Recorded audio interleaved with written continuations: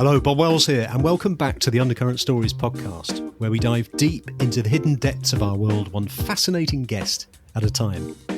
Today's guest is Steve Gillson.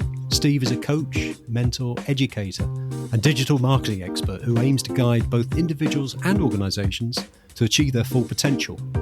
I wanted to bring Steve onto the show, as he's got a really interesting life journey to talk about and share. And as well as his business, Steve has a strong sense of philanthropy. And he's been involved, for example, in a number of altruistic initiatives, including the launch of a toy bank aimed at helping children from families facing financial hardship, and also as a volunteer with Heropreneurs, mentoring those from a military background to achieve their business ambitions. Hello and welcome to Undercurrent Stories, Steve. Hi, Bob. Nice to be here. Thanks very much.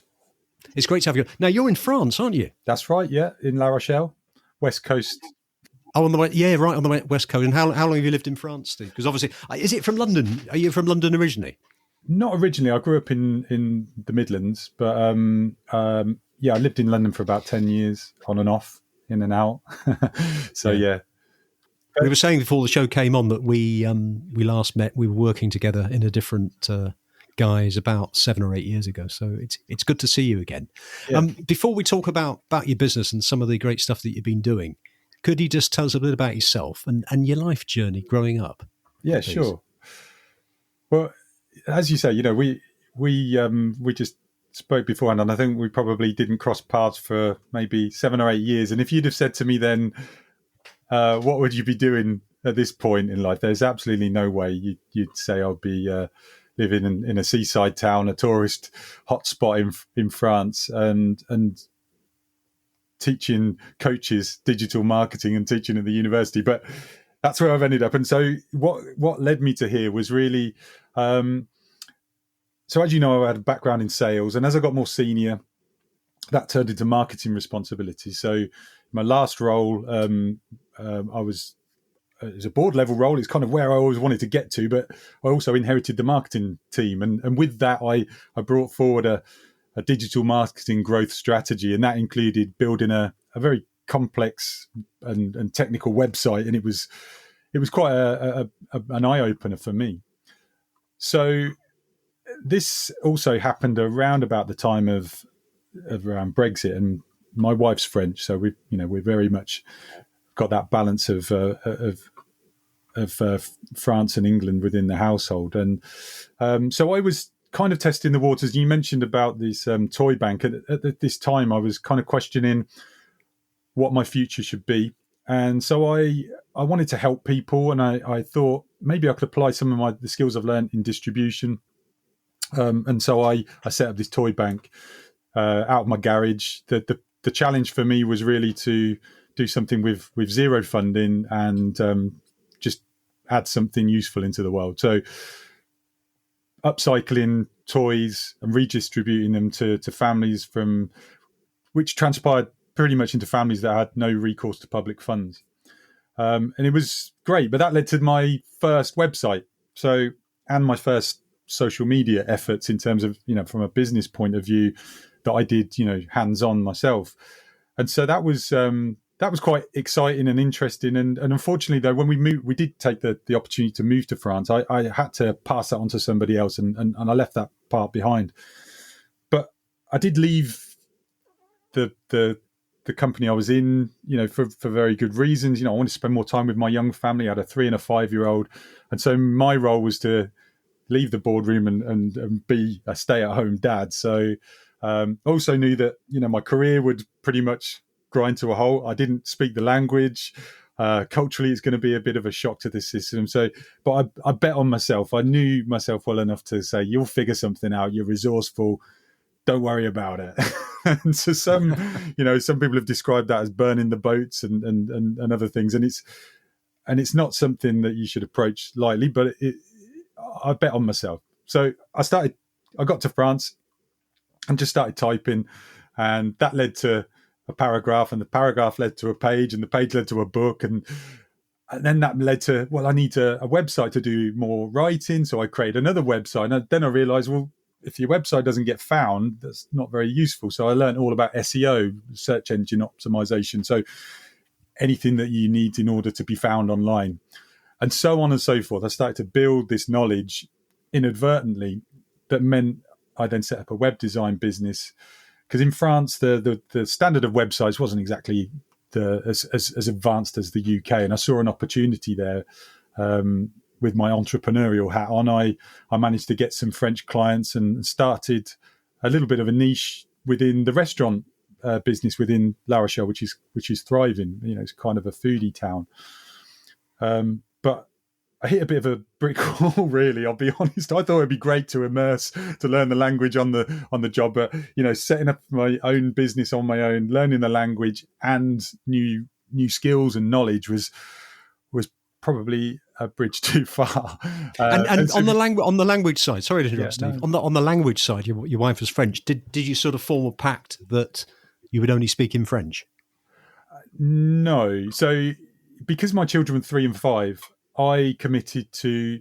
This is the difficulty. So I wanted them to preserve their English, because I knew it would disappear quite quickly if I didn't. So I always spoke, and still do, speak to them in English, which prevents me really from immersing fully into French. I did do a lot of conversational stuff, and I'd be taking courses and online, but you really kind of need to go full immersion to fully absorb it. And so I think I've sacrificed a little bit of my progress from that, but I feel it's more important for them to be as perfect as they can be in both, rather than I'll fumble by. I'll get there in the end. You're becoming more eloquent as the days progress now, are you, after a few years? I'd say the listening element is the most difficult, and I think so that's essentially what I was just explaining. So if you could picture the scene, if you imagine like you're a little bit out of your depth in terms of maybe web design and all that type of thing, but then you're in a restaurant with 4 or 5 people sat around a table. There's some mood music. There's conversations going on. There's the clink and clank of cutlery, and you can't really hear what's going on, and you can't really understand it. And yet you're trying. I left that meeting like with my head in my hands, just praying that they would summarize some of these points on an email. And it was kind of, that is indicative of the struggle I found. So a lot of the stuff on working in French was fine, because I would receive a lot of information by email, and I would try and train myself to respond without cheating. In other words, using DeepL or something to correct my bad grammar. But I was getting by, but it was just possibly too difficult. And, having a background in sales, I tried to go out and get some sales, but I realized that actually selling was all about listening. That was always why I was good at it, and picking up on the nuance of conversation. And my superpower was gone. And so I regrouped, and I was trying to think of what I could do. And that's what led me back to what I know to be worthwhile, which is voluntary work. I was thinking, okay, we'll go back to something you can do. Also, at the same time, I'll be honest, it prompted me to go back, to revert to type, look for jobs that maybe I could pick up. And the truth was, I couldn't find one. I could not get one where I was.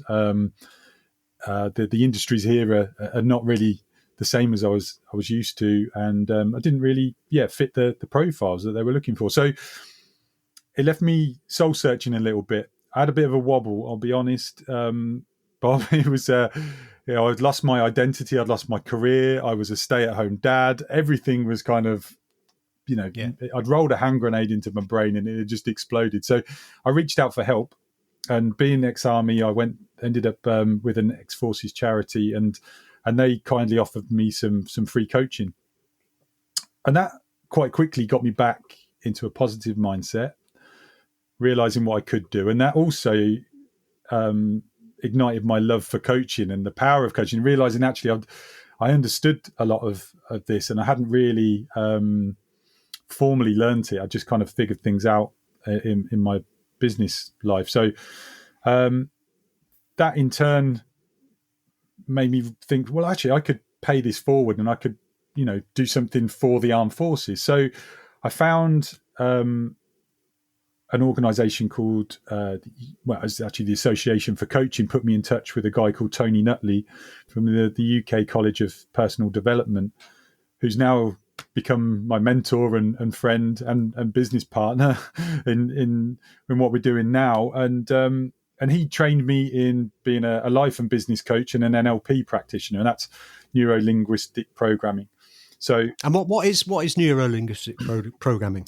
It sounds like a fancy title. Essentially, it's about understanding people at a more subconscious level. It's about picking up the nuances of language and interpreting that, and also in a coaching aspect, it's about reflecting back what you're hearing, and those waypoints can really unearth an awful lot when you present it to someone. It's also the basic stuff about rapport. So this is why I think I found parallels with what I'd done in sales. I hadn't realized that most of being an external salesperson, turning up onto people's places of business and trying to build a relationship very quickly when they didn't really want to see me, they were very busy. It was all about building rapport quickly. And that can come in the form of body language and eye movement. There's so many cues and signals that you can take. But so there's a whole gamut of information that we give out that is non-verbal, and it's about understanding that and using it in a way to develop better relationships and unearth insights for people. So that can be quite a powerful part of the coaching process. Tony trained you on that. Yeah, with a group, and that took about 6 or 7 months to go through that training, and once that had completed, I realised, okay, I'm in a position now to try and find some voluntary work, and I found you got your mojo back. Yeah, certainly, because the good thing about, you can't really go wrong. You've got something you can give, and if you really know that you want to help people, it shouldn't be too difficult. Those jobs I was applying for were charity sector jobs, but unfortunately now living in France, it was just quite difficult, and it doesn't work the same way in France. So it was a real joy to find Heropreneurs, because I thought this is perfect. It links in with all the digital marketing experience I've picked up. I can also draw on my business experience and my corporate experience, and I can offer some value here. So I still work with them now, and I've got mentees that work with me, and I help out. But it did give me that little boost, and yeah, over time I dived back into the digital marketing side of things, and I was able to have the confidence to go and apply for a part-time lecturing job at the local university. Well, it's a business school that does MBAs and things like that all across France, called Excellier. In fact, it's for international students, so they do have an English element. So I was like, okay, maybe I can add some value here, and then so that I did. So you could talk in English there. Yeah. Having said that, there is call for going off script a little bit, because I'd say 70% are French, and then we've got people. There's people from everywhere, from Romania to China to Peru. So I've had to do teaching using the computer and typing stuff into a translator. But one of my proudest moments was I was teaching digital marketing strategy to the class, and they were like, I said, do you understand what I'm saying? And they were like, no. So then I started impromptu, like one line in English, one line in French, and I was explaining digital marketing strategy. And I got home and I thought, do you know what? You're making progress, lad. If you can, again, it's that bit, if you look back in time and someone said to you, you'd be teaching at a university, I've got nothing more than a few GCSEs. You'd be teaching at a university in a subject you didn't really have any confidence in at that time, to a group of international students at a master's level at some stage. I was like, this is nuts. So yeah, that. Sorry, can I just ask you a question? Digital marketing. Mm-hmm. Most of us know what it is. To a lot of people, it's Facebook ads or Instagram ads. Is it a bit more than that? Can you elaborate a bit more on that?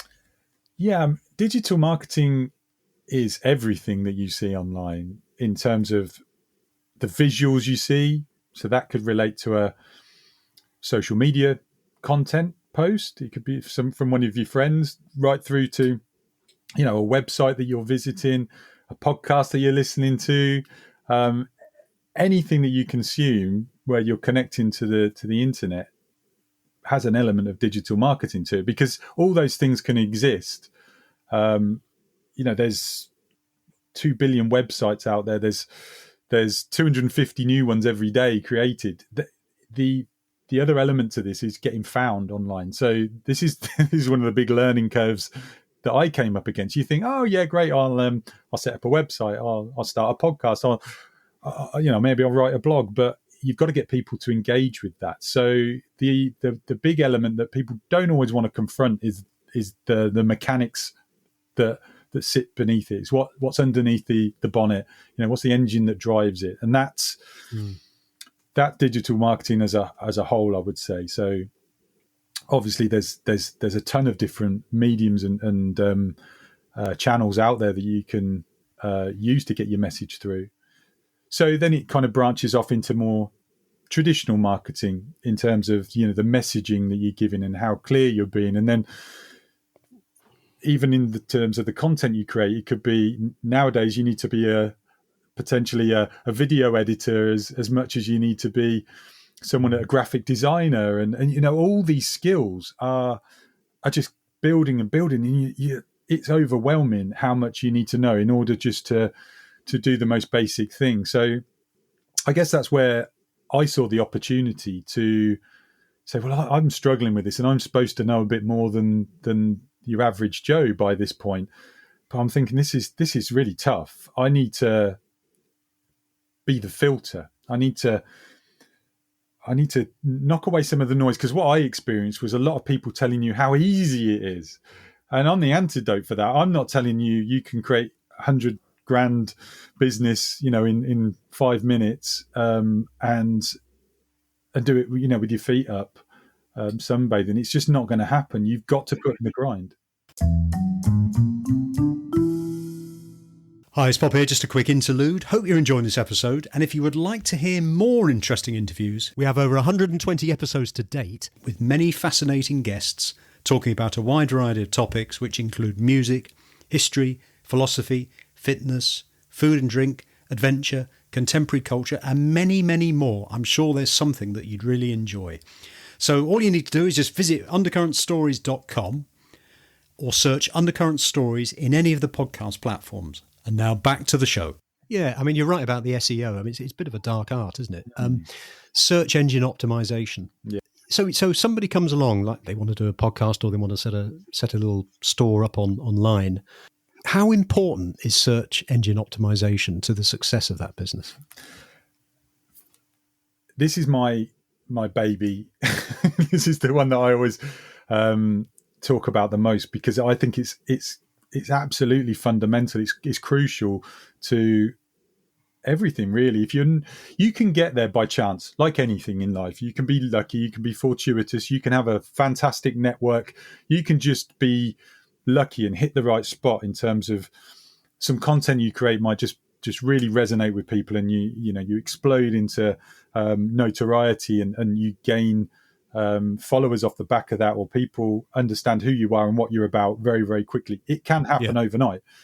Yeah. But for the most part, or you can have a lot of money. If you've got money to invest and you've got some financial clout, you can pay to cheat this system essentially by throwing ads. Yes, everywhere. Exactly.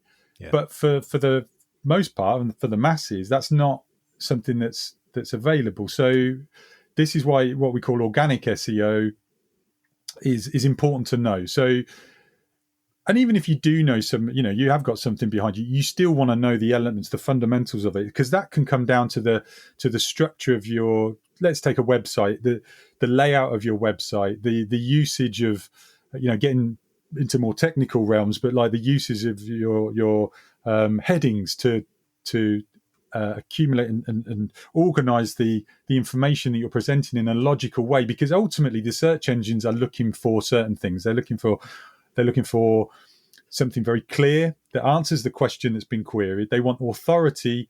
They want something that says that you've got the experience to be able to convey that answer, and also the trust. So you have to kind of build that in layers, so it's the aesthetics and how it looks, it's the content of what you're putting through, but it's the trust that can come through maybe your experience or your qualifications, or it might be the people that linking into you, and that's possibly the most important part. So if you've got if you're accredited from other people that are more experienced than you in a particular subject field, then that is going to add weight to your argument and therefore push you a little bit further up in terms of the rankings when a search engine like Google decides who's the best person to answer this question. If I was a one-person business and I had a particular skill for, I don't know, selling shoes, for example, and I spent a lot of time sourcing the shoes and getting the designs right and working on the actual designs of them,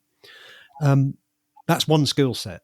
If I then need to concentrate on stuff like digital marketing and SEO, my time, if I'm spending 7 hours a day doing or 8 hours a day doing what I'm doing, I'm not going to have time to do all that and learn all that, am I? I'm going to need somebody to do that for me. Absolutely, and this is where I saw the opportunity. To be quite honest with you, is that people want to do the thing that they have the passion for, but what they don't understand, and what I didn't understand, was just how much consistent effort has to go into to promoting yourself online. And so again, it comes down to, if you've got the business model that can afford to outsource that's fine. But many people don't, and particularly the coaching world or online practitioners of any description, they don't always have the time to do that. So trying to break that down into something that's manageable and repeatable, but powerful, is something that the quicker you get to that point, the more likely you are to succeed. And of course, so you're training coaches to be able to help set up sites and things like that for businesses. So I do a number of things. So one is, independently, I lead people on this journey of breaking things down, like I was just describing. I take them through training them on the marketing fundamentals, your branding, your messaging, how you can get seen online, making sure you've got the right infrastructure. So I still build people's websites and I still do the SEO side of things, but I try to put it into a strategy that works for them. Very, very important element of this is it's not something that, there's so many different things you can do, trying to find something very bespoke and tailored to the person's skill set. So there's no point telling someone to get behind a video and do what I call a hi guys video if that's going to scare the living daylights out of them. But it turns out actually they're a really keen writer. Well, maybe there's a strategy we can use that means you can use blog writing, for example, as a way forward. So I do something individually on that. Now, I've taken a lot of that and then partnered up with Tony to come up with this concept of the Coaches Growth Club. So I specifically train coaches on digital marketing and making that simple for them. Because part of this whole process, for their own businesses. Yeah, for their own businesses. So these are workshops. It's very much a practical journey. So the idea is that it's not just it's not the university course I teach. It's very much more hands-on and workshopping ideas, stuff that they can understand the concept of and then go away and work on.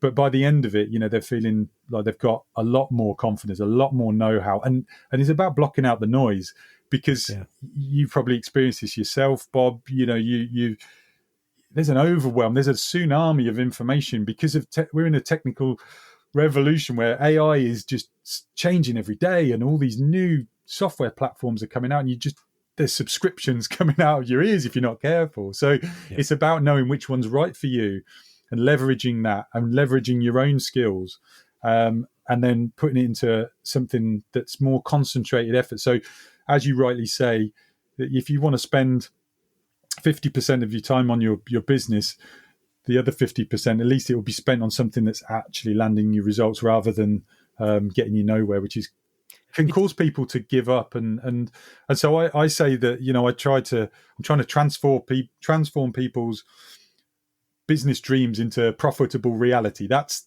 really the underpinning element of this. And whether it's a coach or whether it's a wellness therapist or a masseuse or it's a mobile hairdresser, it doesn't really matter to me. I feel like I can offer this to everyone. But one of the things I'm also a proponent of is you can speak to everybody, you're speaking to no one, because there's, on any given day, there's 5.5 billion people on the internet, and unless you're resonating directly with them and you really narrow down your communication and the power of your messaging, it's just going to get lost. So let's take an example. So I'm a management consultant. Mm-hmm. I've got my own business. It's a one person show.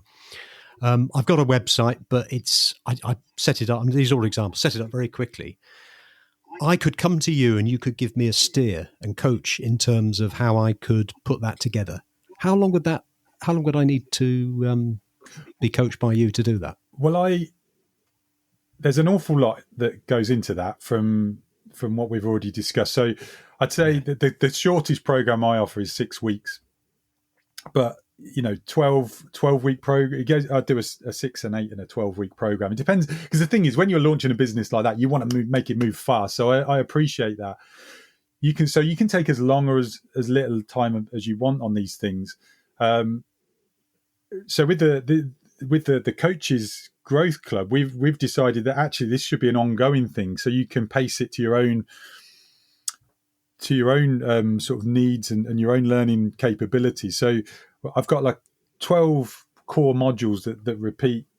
So even if you miss out on certain things because your schedule's busy, then you can always dive back in later. But I also offer specialist workshops. So say, for example, I've just done one on how to grow on LinkedIn. So I've really got into the weeds of everything around how to build your profile and how to grow a network on LinkedIn. So there's all sorts of different things. It depends really on the person. But yeah, in essence, you can get that done if you're willing to put in the work. You can get a lot done in the space of a month or two. Right. Yeah. Okay. Well, we'll put all that on the show notes because it sounds quite an exciting thing, and also you personally are having to keep up with all. You mentioned these changes going on with AI and all the different platforms that are coming on stream every day. It must be a minefield for you to actually have to keep up with what's going on. Yeah, you're not kidding, Bob. I've recognised that myself, and I feel like some days I've bitten off more than I can chew, because it's hard enough to do all that, but also to put in that time to grow my own business too. So this is where partnering up with Tony and the UK College of Personal Development was so useful, because Tony's been doing it for 25 years. He's been around for a long time, and people know him and know that. And so this kind of links into some of my strategy. This is the traditional stuff still counts. Networking still matters, and whether you do it online or whether you do it physically, the things that have always been true are still true. So understanding your audience is still the most powerful by speaking to them and asking them questions. In the same way, networking is still the best way to grow. So, but it is very difficult to stay on top of it all. I'm not ahead on everything. There's things I've got on my list, which I'll get to next but I'm still constantly creating content and courses, which will pay dividends in the long run. But yes, I'm trying to take the stuff I teach at university. I'm trying to make it a lot more palatable, a lot more easy to understand, and more practical in terms of workshopping it. And then that leads to worksheets and checklists. And so there's a lot of collateral that goes into it. But yeah, the things I'm most intrigued about at the moment are things like AI automation. And that's going to be the big thing for this year, is getting on board with that quickly. So yeah, you're very prolific on LinkedIn with the short videos that you do, and they're very, very succinct, and I find them quite useful, actually, especially when you sort of do one every day, and you almost get like a free Steve Gillson course. You know what, Bob? I'll let you into a little secret. Those videos, it might surprise you to know, and this is, I guess, the power of what I'm trying to put across. I filmed all of those in the space of 2 hours last November. As you notice, my beard is not as long anymore. In fact, it got chopped off at Christmas and has grown back since I did them videos. Yeah, so that I managed to do about 20 or so videos, and they're not all out yet. But I needed to do something, and that came to me. It was like, okay, just let's start reading off some tips, and then I realised I've got quite a good chunk there. I can repurpose that. It's not perfect, but I'm also doesn't need to be an advocate. Well, exactly. It's about imperfect action, because I have to live with the fact it's not exactly as I want it to be. And actually, there's stuff I've learned from doing that I want to change, but I needed to create some space in order to launch this coach's growth club, which is a book in itself. There's 12 core modules. Each one's about 30 slides. There's all these worksheets. Essentially that's a book in itself. And then there's all the workshops. So we're talking like an awful lot of stuff. I've created another monster for myself. So you personally have had to wordsmith all that, have you? Oh, absolutely, yeah. And yeah, I detect you're quite a good writer. Have you ever done any writing in the past? Well, yeah, that's something that, as I briefly touched on, was the reason why I'm doing what I'm doing now. Is as crazy as it might sound to some, I just came in with a plan to figure it out when I got here. But I just started typing, and that led to more and more writing, and then that writing led to a book. Probably 120,000 words, then reduced. I think in the end I ended up about 80,000 words. Chiseled it down, worked on that as a craft in terms of just being a bit more succinct in what I'm saying. I'm quite verbose, I think, in my writing. The book's published, is it? No, it was a personal project as more than anything. Oh, okay. It was just as I say, it wasn't really intended for anything other than just to let my brain unlock itself and see what came of it. But it started to unearth things from my background, and there was people that often remarked on some of my personal journey before we even met, when we worked together, that was quite interesting, and I realized that there was stuff that I should maybe unpack a little bit in terms of my own mental health to sort of understand why I got to where I've got to, and to understand myself better, which I would be an advocate of for anybody to tackle. It's not that easy looking introspectively, but I think it's an important step forward in your life journey, and my plan was to make myself a better person as a result, and it certainly made me more self-aware. And it's obviously we don't have to talk about it if you don't want to, but you had some life experiences, good and bad, that sort of in that book. In essence, it was about a combination of misadventure, manifestation, and mental health, I guess, if you would put it into a very succinct way. But it was based from after I left the army. The transition from leaving the army wasn't a smooth one for me, and left me in quite a difficult spot. One where I faced some serious mental health challenges, and a mountain of debt, not in a very, very happy place. Put it into context, I was in intelligence in the army, and I've gone from maybe briefing an MP one day, and then the only job I could get was jet washing cars for £5 an hour, cash in hand, and it was quite a difficult transition. So I would be honest and say, I hit rock bottom at that point. And after one of the tales of misadventure, I managed to impale my leg on a metal railing. And as a result of that, because I was doing this cash in hand job, I lost my job. I couldn't feed myself. I had about 10 grand's worth of debt. I couldn't even walk, and I was on the third floor of a flat. And all of a sudden, my life was feeling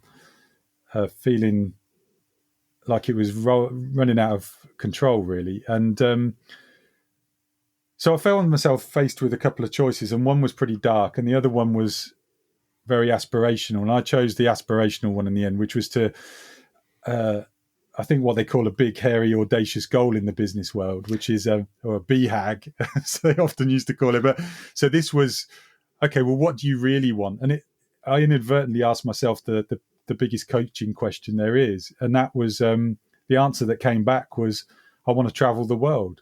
I want to go backpacking. And I thought, well, that's never going to happen, mate. You've set yourself a bit of a challenge. But a long story short, I did. I worked 3 jobs for a long period of time, and 70, 80 hours a week, and I just realized that's the thing I can do best. I can work. If I can't do anything else, just work and see what happens. And I think you make your own luck. Certain things happened. I was able to, I had a flat at the time. I was fortuitous with the housing market. I also won a holiday to Australia, which Oh, wow.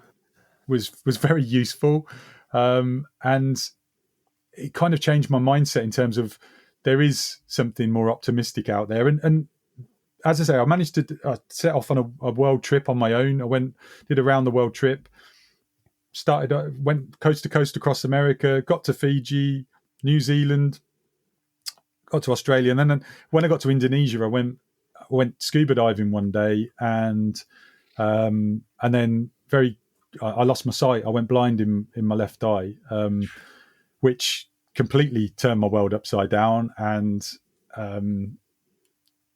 within 24 hours, I'd gone from having pain in my eye to a very red eye to being completely blind and it looking very, very bad. I won't go into the details because some people might be squeamish about it, but it led to some very bad treatment and I was going to potentially lose my eye. I eventually got medevac. Got back to Bali, which was because the funny part was when this happened, I was on an island where there was no vehicles or anything. And I said, is there a doctor? Is there a doctor? Yes. Which doctor? And I was like, what? Yeah. No, and this is not a joke. Like, which doctor?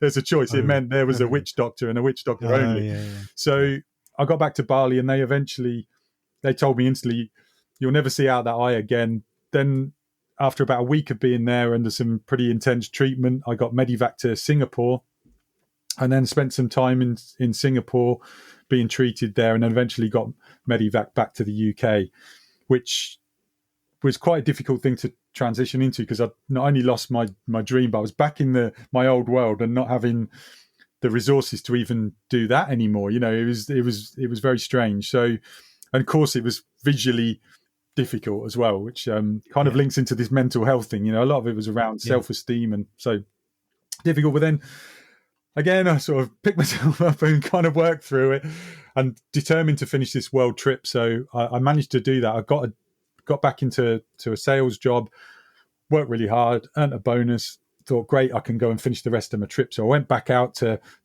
Southeast Asia. And within about 3 weeks, I had a motorbike accident. A lorry nearly ran over my head. I got off way fairly lightly I was just wearing shorts, which is not a good idea, but that took gave my leg a bit of a beating. When I just recovered from that and I was meeting some friends up in Laos and went white water rafting and it was the rainy season. It'd been raining for several days and the river had swelled and the rapids had turned quite nasty. And I managed to fall out of the raft and got dragged under these rapids and I was held under for an incredible amount of time. And that's when I had a big turning point because I realized that there was no joke anymore. You know, I was facing a near-death experience, you know, is all I can say because I did there was a brief respite where I managed to get another lungful of air, but I got dragged into this whirlpool and it just held me down. And I just remember holding onto I didn't realize, but I was holding onto this oar. I managed to hold onto my oar the whole time. But I had this moment, I was like, that's it, my number's up, it's all over. And I had a very profound moment of connectivity with the river where I would describe it as becoming part of the river. I know that might sound a little bit out there for some people, but it was quite pleasant. You know, I always used to fear drowning the most, but it was the most beautiful experience I've ever had. And it was in that moment that I had that moment where I could see myself. I could see things happening. I saw somebody turning up at my parents' house and telling them I'd died, and they broke down. And I was like, "This isn't fair. This isn't right. This isn't supposed to happen yet. What? Who hasn't read the script of my story?" And then I got this reprieve, and I realised I got this oar, and I just held it above my head, and I managed to get. I was wearing a life jacket, by the way, so I was held under all this time. But anyway, they hauled me in, and I escaped with just. Yeah, I had a lot of oxygen starvation. I had like these red spots all over my body. I was pretty close to going, but I managed to survive it. Anyway, the point is, it changed my whole outlook on life in terms of lack of fear for making mistakes and just trying to be a better person in general. And that's why maybe it led me to writing. This is why I'd like to help people. It's just something that's within me that wants me to get back to the person I was as a child, and just be a bit more aware of myself. So, thank you for sharing that deeply personal journey, Steve. It was quite something that you went through. I have to ask this: when did you get a sort of out of body experience? I know you mentioned that you saw somebody going to see your parents or something. I wouldn't say it was an out of body experience. It was more dreamlike. I would describe it as, but it was very vivid. It was, and it was very specific in its nature. But I'd say more than that, it was just this innate feeling that it's all okay, and actually everything was connected. It was just, like I say, a very strong feeling of connectivity, and it has this relation to the science behind it in terms of the quantum field and the fact that we're just made up of atoms and we're all an illusion anyway. I don't know what the truth is. All I know is that whatever this vessel is that I carry around, I need to look after it better. I need to be kinder to everybody else, because actually they are me and I am them. So it would be crazy to think of another way. It's not always easy to live that out on a daily basis, but no, there was no out of body experience. I did try. I've done lots of meditation. I've tried to force that myself in some sort of way, but no, not on that occasion, I'm afraid. Yeah. Well, it's an amazing. I say an amazing experience. It's very humbling in many ways, but it's great that what you're doing now. And I think with your background, with all the stories that you've got a lot of experience to share with people, and people must realise that. Yeah, you know what, the thing is, I know you might think, well, they don't sound like great experiences, but I wouldn't switch any of them for the world. They're the best things that ever happened to me, because without them, I just realised the lessons that were in each one, and how I wasn't the best person I could have been back then, and how I feel a lot more comfortable with myself right now. And I wouldn't have had that. It's like everybody, you've all got that life's journey to take, and it happens in different ways for different people. But I feel like my job is to listen to the signs and read the signs and respond to them accordingly. So I'm trying to do that. I try to live that life in the right way. And do you think, with the experiences that you've had, that benefits your clients? You're able to sort of read them a little bit better, do you think? Yeah, I think in many respects, ultimately, the only reason why I was any good at sales was not because I thought I was a good salesman, and I still don't. It was just because I think I was empathetic to other people. I was better at reading the